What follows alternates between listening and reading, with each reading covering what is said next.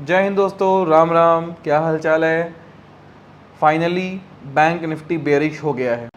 Market में bearishness की जो मेन वजह है वो वॉर नहीं है, वो इलेक्शंस हैं।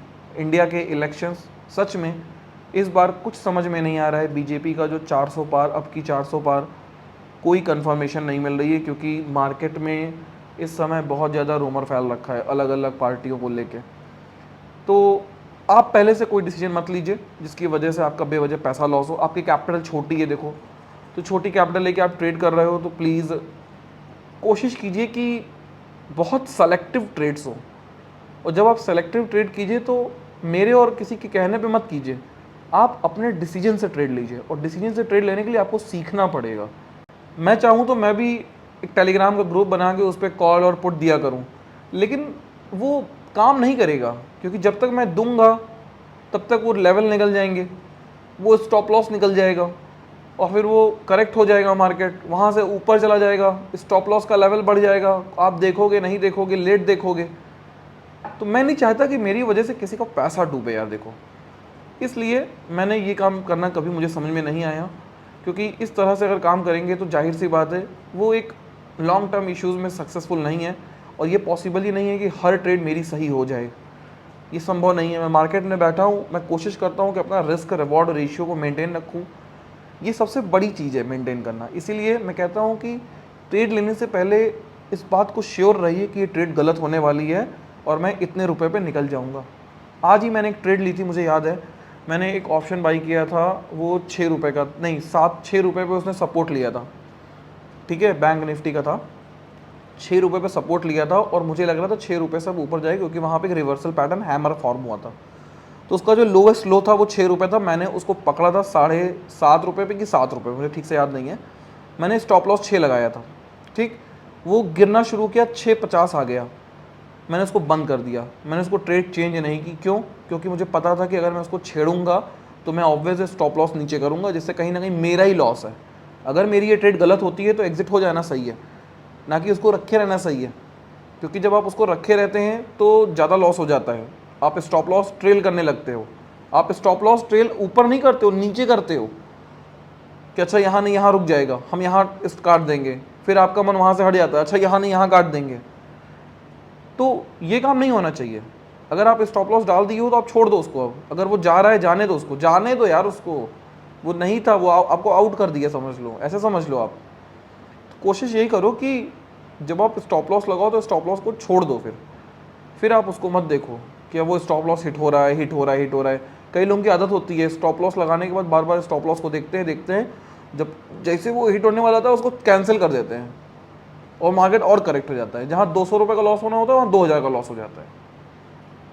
तो कभी भी ऐसी गलती मत कीजिए। स्टॉप लॉस अगर आप ले रहे हैं, मैंने 6 रुपये का स्टॉप लॉस लिया था और 7 या 7.5 रुपये पर ट्रेड एंट्री की थी। वो 6.50 की 6.30 तक शायद गया था, फिर लौट गया था, और मैंने उसको 14 रुपये पे बेच दिया था। आप कैलकुलेट कर लो, लगभग डबल हो गया था मेरा पैसा उसमें। 14 रुपये पे कि 14.5 रुपये पैसा कुछ बेचा था मैंने। नहीं, हुआ ये था, हाँ, वो 18 रुपये गई थी। जब वो 18 रुपये पहुँच गई थी, 18 रुपीज़, तो फिर मैंने स्टॉप लॉस बढ़ा के 14 रुपीज़ कर दिया था, क्योंकि मुझे उम्मीद थी कि 14 रुपये से नीचे अगर आएगा तो मैं एग्जिट कर दूंगा, मैं फिर रखूँगा नहीं। वो एग्जिट हो गया था, 14 रुपये आया, वो एग्जिट हो गया, फिर 12 रुपये तक गया, फिर 12 से 24-25 तक गया। जाने दो यार, मेरा काम बन गया। मैं कभी भी ट्रेड को बहुत देर होल्ड नहीं करता हूँ, और मैंने स्टॉप लॉस लगा दिया तो फिर वो स्टॉप लॉस हिट हो जाए वो ठीक है। इस बात को समझने की कोशिश कीजिए। मैं ये नहीं कहता हूँ कि आप स्टॉप लॉस मतलब बहुत पास लगाइए या बहुत दूर लगाइए। पहले चीज़ तो ये सीखना कि स्टॉप लॉस लगाना कहाँ है, ट्रेड में एंट्री कहाँ लेनी है, ये सच में एक मुश्किल काम है। इतना आसान नहीं है कि हर आदमी तुरंत ट्रेड कर लेगा। तो उसके लिए मैं आपको यही सजेस्ट करूँगा दोस्त, कि सीखिए। सच में शेयर मार्केट मुश्किल काम है। सीखिए स्टॉप लॉस कहाँ लगाना है, ट्रेड कब लेनी है, कौन से रिवर्सल पैटर्न्स होते हैं, अब मार्केट किस जगह से प्रोबेबिलिटी है कि मार्केट के ऊपर उठने की। ये जो इंडिकेटर्स लोग बनाए ये बेवकूफ़ नहीं है। आपको क्या लगता है एक इंडिकेटर एक ही आदमी ने दिया है जनरली?